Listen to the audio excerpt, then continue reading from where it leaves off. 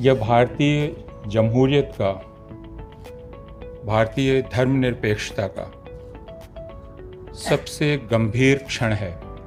ज्ञानवापी मस्जिद की जो अब तक की उसकी शक्ल थी, उसकी जो अब तक की स्थिति थी, एक हफ्ता पहले तक की, उस स्थिति में तब्दीली आ गई है। ज्ञानवापी मस्जिद के एक हिस्से को सीलबंद किया गया है। ज्ञानवापी मस्जिद में पुलिस और एडमिनिस्ट्रेशन मौजूद है, लेकिन यह कहा जा सकता है कि ज्ञानवापी मस्जिद में अब जो यथास्थिति है, यह यथास्थिति एक हफ्ता पहले की यथास्थिति नहीं है। और सर्वोच्च न्यायालय ने पिछले हफ्ते जब उनके सामने मस्जिद कमेटी की तरफ से अर्जी लगाई गई कि आप जो निचली अदालत के सर्वे का आदेश है उसको रोकें, और उन्होंने उसको फौरन सुनने से मना किया, और उन्होंने ऐसे हालात पैदा किए जिससे सर्वेक्षण पूरा हो, और उस बीच में इस तरह की खबरें बाहर जाएं कि मस्जिद के अंदर क्या पाया गया और क्या नहीं पाया गया, तो यह कहा जा सकता है कि 1949 में तो बाबरी मस्जिद में रात के अंधेरे में चोरी चोरी मूर्तियां रखी गई थीं, जिस बात को खुद सर्वोच्च न्यायालय ने कबूल किया है अपने उस फैसले में, जिसे हम में से किसी को मानने का जी नहीं करता, लेकिन हमारे पास उसको मानने के अलावा चारा नहीं था, जिसमें उन्होंने बाबरी मस्जिद की ज़मीन हवाले की उन लोगों के जिनके बारे में खुद अदालत ने कहा कि उन्होंने 6 दिसंबर 1992 को मस्जिद गिराने का जुर्म किया है। उसको अदालत ने जुर्म कहा, लेकिन फिर मस्जिद की ज़मीन उन्हीं के हवाले की। अदालत ने यह भी कहा था कि 1949 में जो मूर्तियां रखी गई मस्जिद में, जिस वक्त तक मस्जिद जिंदा थी, मस्जिद मस्जिद के तौर पे थी, वहाँ नमाज अदा की जा रही थी, वह चोरी चोरी रखी गई थी और वह भी अपराध था। यह खुद उस फैसले में कहा गया। लेकिन अब जो हम देख रहे हैं, दिन दहाड़े हमारी आंखों के सामने अदालतों के रहते हुए एक अपराध, एक स्थिति बदली जा रही है। और अब खुलेआम यह कहा जा रहा है कि मथुरा की जो मस्जिद है उसकी ज़मीन ने वो पूरी जगह हवाले की जानी चाहिए। और अब कुतुब मीनार पे दावा किया जा रहा है, दिल्ली की जामा मस्जिद पे दावा किया जा रहा है। और अब यह नहीं कहा जा सकता कि हिंदुस्तान में किस मस्जिद पर, किस दरगाह पर, किस मज़ार पे कब कोई दावा पेश न कर दे। एक खुली छूट मिल गई। इसके साथ ही हमने नीमच में एक दरगाह के पास एक हनुमान की मूर्ति रखने का विवाद देखा। उसके आसपास हमने यह देखा कि मस्जिदों में भगवा झंडा लगाने की एक होड़ कई गिरोहों में लग गई। और उसके पहले हमने यह देखा कि रामनवमी के जुलूस हों या दूसरे जुलूस हों, जिनको शोभा यात्रा कहा जाता है, और शोभा शब्द के मानी बदल देने पड़ेंगे अगर उन्हें शोभा यात्रा कहा जाए, जिनमें आप अपने धर्म की जयकार करने की जगह मुसलमानों को गाली देते हुए गाने बजाएं, उनकी मस्जिदों के सामने तलवार भांजें, उनके घरों में घुसने की कोशिश करें। लेकिन अब पूरे हिंदुस्तान में जैसे इसकी खुली छूट मिल गई है, और यह कहा जा सकता है कि हिंदुस्तान के मुसलमानों के खिलाफ जैसे एक जंग छेड़ दी गई है। और यह भी कहा जा सकता है कि यह जंग सिर्फ हिंदुत्व की विचारधारा को मानने वाले गिरोहों ने नहीं छेड़ी है, बल्कि उस जंग में इस राज्य के बहुत सारे इदारे अब शामिल हो गए। और उसका एक नमूना मध्य प्रदेश की उस जिला कलेक्टर का हुक्म है, जिसमें उसने कहा कि एक मुसलमान लड़के और एक हिंदू लड़की ने अपनी मर्जी से शादी की, और उसकी अगली सुबह उस लड़के के पिता का घर ढा दिया गया, बुलडोज कर दिया गया। और कलेक्टर ने इसको शान से ट्वीट किया और कहा कि हमने कथित आरोपी का घर जमींदोज कर दिया है। यह हिंदुस्तान के किसी कानून की किताब में नहीं लिखा है। ज़िला कलेक्टर का फ़र्ज़ है कानून की हिफाजत करना, लेकिन ज़िला कलेक्टर ने न सिर्फ एक जुर्म किया बल्कि शान से वह उसका ऐलान भी कर रहा है। हमने दिल्ली में नारे लगते हुए देखे 2020 में, दिल्ली पुलिस लठ चलाओ हम तुम्हारे साथ हैं। हमने ये नारा सुना, मोदी जी तुम लठ चलाओ हम तुम्हारे साथ हैं। इसका मतलब क्या है? इसका मतलब यह है कि पुलिस और भीड़ दोनों एक हैं, क्योंकि भीड़ ये कह रही है कि तुम लठ चलाओ मुसलमानों पर, हम तुम्हारे साथ हैं। वो पुलिस को कह रही है। तो लठ कौन चला रहा है, किसकी तरफ से चला रहा है और किस पर चला रहा है? इंदौर में मध्य प्रदेश भर के लोग इकट्ठा हुए थे और उनमें से एक बुजुर्गवार ने यह सवाल किया कि आप हमें बताएं कि अगर हमारे ऊपर तलवार उठाई जाए तो क्या हम हाथ भी ना उठाएं उसे रोकने के लिए, और क्या हमारे ऊपर पत्थर बरसाए जाए तो उन्हीं पत्थरों में से वापस पत्थर उठाकर हम अपने आप को बचाने की भी कोशिश ना करें? क्या उसे आप बराबर का जुर्म कहेंगे? 3 तरीके से मुसलमानों पर हमला हो रहा है और मैं उसमें ईसाइयों को भी जोड़ना चाहता हूं। उसमें एक है इस तरह के आईन बनाना, इस तरह के कानून बनाना जिससे मुसलमानों को काबू में रखा जा सके। 3 तलाक का कानून, जिसको प्रचारित किया गया कि एक बहुत ही प्रोग्रेसिव कानून है और मुसलमान महिलाओं के हक में है, लेकिन दरअसल वो मुसलमान मर्दों, मुसलमान पुरुषों को बेइज्जत करने के लिए और उनको सबक सिखाने के लिए लाया गया कानून था। क्योंकि एक बहुत सीधा सा तर्क है कि 3 तलाक कहकर अगर कोई मुसलमान मर्द अपनी औरत को छोड़ता है तो जुर्म क्या है? जुर्म है छोड़ने का, बिना प्रोसेस किए हुए छोड़ने का, यही जुर्म है ना। लेकिन यही जुर्म अगर कोई गैर मुसलमान करता है तो क्या उसे 3 साल की कैद की सजा का कोई कानून है हिंदुस्तान में? कोई कानून नहीं। तो ये मुसलमान महिलाओं के पक्ष से नहीं बल्कि ये सबक देने, कहने के लिए कि अब देखिए हम आपके महिलाओं के अधिकारों की रक्षा कर रहे हैं, मुसलमान मर्दों से मुसलमान औरतों की रक्षा हम कर रहे हैं। और उसी तरह 370 का कानून, जो 370 को समाप्त किया, जम्मू कश्मीर को तोड़ने का कानून, जो मुसलमानों को यह बताने के लिए किया गया कि अगर कोई एक ऐसा राज्य, जिस राज्य की आप कल्पना करते हैं जिसमें मुसलमान अक्सरियत में हों, तो वह हिंदुस्तान में नहीं रहने दिया जाएगा। यानी अब मुसलमान हिंदुस्तान के किसी भी हिस्से में उस आबादी की उसका वो न तो रहनुमा हो सकता है, ना उसका नुमाइंदा हो सकता है। अब हिंदुस्तान के किसी भी राज्य में कोई मुसलमान वहां का सदर होने की कल्पना नहीं कर सकता। तो एक के बाद एक ऐसे कानून लाए जा रहे हैं, वो चाहे धार्मिक स्वतंत्रता की रक्षा के नाम पर लाया जाने वाला कानून हो, जिसका इस्तेमाल आप देख रहे हैं, या फिर गोकुशी और बीफ खाने के खिलाफ का कानून हो और उसका अमल आप देख रहे हैं। अभी परसों की खबर है असम से, जिसमें असम की एक स्कूल की प्रिंसिपल को गिरफ्तार कर लिया गया है, यह इल्ज़ाम लगा के कि वो टिफ़िन में बीफ लाई थी और उन्होंने दूसरों को बीफ खिलाने की कोशिश की। हिंदुस्तान में आज जो हालात हैं उसमें कोई अहमक ही होगा मुसलमान जो स्कूल में बीफ लाए और वो दूसरों को सर्व करे। लेकिन अब इसकी छूट मिल गई है कि आप पे इसका इल्ज़ाम लगाया जा सकता है और आपको गिरफ्तार किया जा सकता है, और ऐसी गिरफ्तारियां हिंदुस्तान में आम हैं। इंदौर में जब हम खरगोन और दूसरी जगहों की बातें सुन रहे थे तो हमने ये सुना कि तकरीबन 160 या 180 मुसलमानों को गिरफ्तार किया गया। मुसलमानों की FIR अगर मुसलमान कराना चाहें तो कितना मुश्किल है उनके लिए।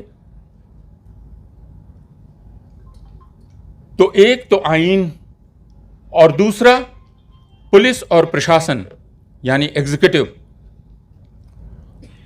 और आईन, कानूनों के नाम बताने की ज़रूरत नहीं है, वो चाहे CAA का कानून हो जिसके बारे में यह कहा जाता है कि आखिर हिंदुस्तानी मुसलमानों को क्या दिक्कत है उससे, हम उनकी नागरिकता तो नहीं ले रहे।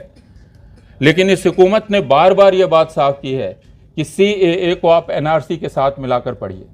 और अगर आप फिर 2 दिन पहले से असम में जो बात कही जा रही है उसको सुने या पिछले 1 महीने से, तो ये कहा जा रहा है कि असम में जो एनआरसी बनी है उसे फाइनल ना समझा जाए, और अभी हाल में भारत के गृह मंत्री ने भी इसका इशारा किया है कि उसको फाइनल ना समझा जाए। इसका मतलब यह है कि एनआरसी की प्रोसेस तब तक चलती रहेगी, और वहां जो फॉरेनर ट्रिब्यूनल है उनके बारे में जो रिपोर्ट्स हमने पिछले सालों में पढ़ी हैं, तो उनको साफ साफ इस बात के निर्देश हैं कि आपको विदेशी पकड़ना है और विदेशी घोषित करना है, और वो किसको करना है इसके बारे में कुछ कहने की जरूरत नहीं।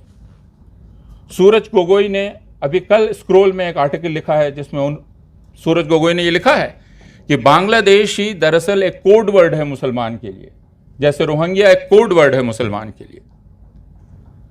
तो ये कानून है, और उसके बाद एग्जीक्यूटिव है, पुलिस है और एडमिनिस्ट्रेशन है।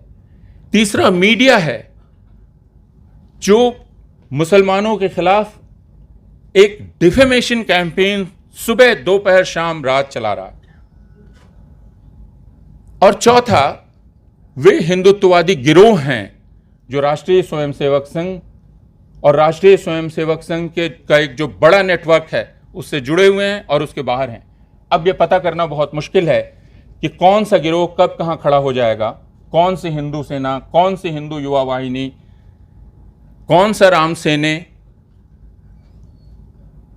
और उसके लोग कब किसके घर में घुसेंगे। अब जैसे राम सेने के प्रमोद मुतालिक ने कर्नाटक में ऐलान किया कि जो ईसाई हैं वे अपने घरों में चर्च बना रहे हैं, वे अपने घरों में लोगों का धर्म परिवर्तन कर रहे हैं। अभी 2 को गिरफ्तार किया गया है धर्म परिवर्तन जबरदस्ती कराने के आरोप में। अभी आरोप किसी पर लगाया जा सकता है। और जैसा हम देख रहे हैं कि अदालतें मुसलमानों को राहत देने के मूड में नहीं दिखलाई पड़ती हैं, वरना सर्वोच्च न्यायालय के लिए बहुत आसान था कि 1991 के जिस धार्मिक स्थल कानून के बारे में उसने खुद अपने राम जन्मभूमि बाबरी मस्जिद वाले फैसले में कहा कि उस कानून की पूरी तरह से उसको कहा कि उसका पालन करना जरूरी है अगर हिंदुस्तान को एक बने रहना है तो। लेकिन अब उसकी सरेआम धज्जी उड़ाई जा रही है और यह कहा जा रहा है कि यह कानून तो लागू ही नहीं होता है, और उस कानून की समीक्षा करने की अर्जी भी सुप्रीम कोर्ट में दर्ज है। तो सुप्रीम कोर्ट एक तरफ तो अगर बुलडोजिंग के खिलाफ सीपीएम के लोग जाएं तो वो ये कहती है कि हम किसी पॉलिटिकल पार्टी की बात नहीं सुन सकते, लेकिन दूसरी तरफ भारतीय जनता पार्टी से जुड़े हुए अश्विनी उपाध्याय की एक के बाद एक अर्जियां सुप्रीम कोर्ट सुनती है, कबूल करती है, उनको सुनने लायक मानता है। इसमें तो कोई दो राय नहीं कि आपको आपकी लड़ाई लड़नी है, लेकिन सेक्युलरिज्म से बेहतर उसूल हमारे पास नहीं है अगर हम ये लड़ाई लड़ना चाहते हैं। क्योंकि आखिरकार भारतीय जनता पार्टी, राष्ट्रीय स्वयंसेवक संघ और उससे जुड़े हुए तमाम गिरोह जो कुछ कर रहे हैं वो सिर्फ इसलिए कि वो हिंदुस्तान के सेक्युलर नेचर को बदल देना चाहते हैं, और हमारा फर्ज है कि हम उस सेक्युलर नेचर को बचा कर रखें। हमारी पूरी लड़ाई, हमारा पूरा संघर्ष, हमारी पूरी जद्दोजहद उसके लिए होगी। ऐसे हालात पैदा कर दिए जाएं कि हिंदू और मुसलमान एक दूसरे से मिल ही ना सकें। हमें यह कोशिश करनी पड़ेगी कि इस साजिश को हम कामयाब ना होने दें, और हिंदुओं और मुसलमानों या हिंदुस्तान के सारे अलग अलग तरह के तबकों को हम साथ लाने की अपनी तरफ से कोशिश करें। मैं नहीं जानता कि हम कितना कामयाब होंगे, लेकिन हमारे पास संघर्ष करने के अलावा कोई चारा नहीं है। मैं जानता हूं कि हमला बहुत तेज है, हालात बहुत निराशाजनक हैं, लेकिन इस नफरत की राजनीति के खिलाफ हमारे पास सद्भाव की भाषा के अलावा और कोई भाषा नहीं है। हम ये कहना चाहते हैं कि हिंदू और मुसलमान, सिख और ईसाई, आदिवासी, दलित एक दूसरे को लेकर हमारे मन में पूर्वाग्रह हो सकते हैं, शक हो सकता है हम एक दूसरे को कम जानते हों, हम एक दूसरे से उदासीन हों, लेकिन हम सैकड़ों सैकड़ों वर्षों से एक दूसरे के अगल बगल रहते आए हैं, हम एक दूसरे को जानते हैं। ऐसा नहीं है कि हम साथ रहना नहीं जानते। अभी हमें यह बतलाया जा रहा है कि हम साथ रह ही नहीं सकते और इस साजिश को कामयाब नहीं होने देना है। इसलिए इस नफरत की सियासत के खिलाफ, इस हिंसा की सियासत के खिलाफ हमारे पास सिर्फ सद्भाव की सियासत है, सद्भाव की राजनीति है, लोगों को एक दूसरे के करीब लाने की राजनीति है और अहिंसा की राजनीति। मैं जो बोल रहा हूं, खुद बोलते समय जब मैं सुनता हूं तो मुझे कई बार अपने अल्फाज झूठे मालूम पड़ते हैं। मैं जो यकीन पैदा करना चाहता हूं खुद अपने अंदर, मुझे लगता है वो झूठा है। लेकिन उसके अलावा हमारे पास रास्ता नहीं है कि हम उस पर यकीन करें। हम उन्हें जीतने नहीं दे सकते जो अभी हिंदुस्तान पर काबिज दिखलाई पड़ रहे हैं। हमारे पहले की पीढ़ियों को हम ये नहीं कह सकते कि उन्होंने जो दागबेल डाली थी हिंदुस्तान की, वो बेल सूख जाएगी और हमारे रहते सूख जाएगी और हम उसे बचा नहीं पाएंगे। यह हमारी सबसे बड़ी नाकामयाबी होगी। इसलिए हम सब लोग जो यहां इकट्ठा हैं, हमारे पास जो फर्ज है हमारे सामने वो बहुत साफ है। वह यह है कि इंसाफ की लड़ाई में एक कदम भी पीछे नहीं खींचना है। इंसाफ की लड़ाई लड़ी जानी है, धर्मनिरपेक्षता का संघर्ष किया जाना है। मुसलमानों का, ईसाइयों का हक इस हिंदुस्तान पर उनकी तादाद कितनी भी हो उतना ही है और बराबर है जितना उनका है जो अपने आप को 80% कहते हैं। उससे एक रत्ती भी कम नहीं, एक रत्ती भी ज़्यादा नहीं। हिंदुस्तान पर उनका बराबरी का हक है और बराबरी का दावा है और इस पर सवाल कोई नहीं उठा सकता। मुसलमान और ईसाई और बाकी लोग अपनी तरह से जीने का हक रखते हैं, अपने ढंग से हिंदुस्तान में रहने का और अपने ढंग से अपने आप को हिंदुस्तानी कहने का। उन्हें कोई नहीं बता सकता कि उन्हें किस तरह हिंदुस्तानी रहना है, किस तरह हिंदुस्तान की बंदगी करनी है, किस तरह हिंदुस्तान की इज्जत करनी है। भारतीय होने का क्या तरीका है, यह हमें कोई नहीं बता सकता। इसकी इजाज़त किसी को नहीं दी जा सकती। इसलिए लड़ाई लड़ी जानी है। इंसानी तारीख में ऐसे मौके आते हैं, अलग अलग मुल्कों की तारीख में आए हैं, जब ऐसी ताकतें मुल्कों पर काबिज होती हैं, हुई हैं, और उस वक्त आबादियों ने संघर्ष किया है, कुर्बानियाँ दी हैं। आप जर्मनी को पढ़िए, आप इटली के बारे में पढ़िए, आप फ्रांस के बारे में पढ़िए, कुर्बानियाँ दी हैं। हो सकता है हमारी गलतियों की वजह से, हमारे चूकों की वजह से, जिस वजह से भी हो, हम इन हालात में हैं, लेकिन हम अपने इस फर्ज से पीछे नहीं हट सकते कि हमें इस संघर्ष में रहना है। हम निराश नहीं हो सकते, हम सद्भाव से अपना यकीन नहीं हटा सकते, हम इंसाफ से अपना यकीन नहीं हटा सकते, हम बराबरी से अपना यकीन नहीं हटा सकते। मैं सिर्फ ये कहना चाहता हूँ कि यह संघर्ष पूरे हिंदुस्तानी अवाम का एक साझा संघर्ष होगा और हम हिंदुस्तान को वापस खींच लाएंगे। जिस खाई में वो ढकेला जा रहा है, उस जगह से उसे हमें खींच लाना ही होगा। अगर तारीख हमें देख रही है बहुत गौर से कि हम इस कसौटी पर खरे उतरते हैं कि नहीं, इससे यह तय होगा कि हम कितने दर्जा इंसान हैं और कितना हमारा दर्जा इंसान से कम हो गया है। ये कोशिश की जा रही है कि हिंदुस्तान में जो ज़ुबान हो हमारी बातचीत की, उस ज़ुबान में नफ़रत भर जाए, उस ज़ुबान में कड़वाहट भर जाए, उस ज़ुबान में चीख चिल्लाहट भर जाए। हमारा फ़र्ज़ है कि हम इस चीख चिल्लाहट को, इस कड़वाहट को अपनी ज़ुबान में जगह ना दें। इंसाफ की लड़ाई धीरज के साथ, अपने ऊपर यकीन के साथ लड़ी जाती है, बदहवासी से नहीं। और वह यकीन, वह धीरज हमें अपने आप में रखना होगा। और मैं ये इसलिए कह रहा हूँ, और मैंने पिछले 4 बरस में, 5 बरस में, अगर मुसलमानों से कोई एक चीज़ सीखी, और ये मैं इंदौर में जब अपने दोस्तों से बात कर रहा था तो मैंने उनसे कहा कि मैंने जो एक चीज़ सीखी मुसलमानों से वो ये कि सब्र के माने इंसाफ की लड़ाई से पांव पीछे खींचना नहीं होता है। सब्र है, लेकिन सब्र इंसाफ की लड़ाई लड़ते हुए किया जाना है। सब्र एक बहुत बड़ा उसूल है। हमें सब्र करना है, लेकिन सब्र का मतलब हमें उस संघर्ष में बने रहना है और टिके रहना है।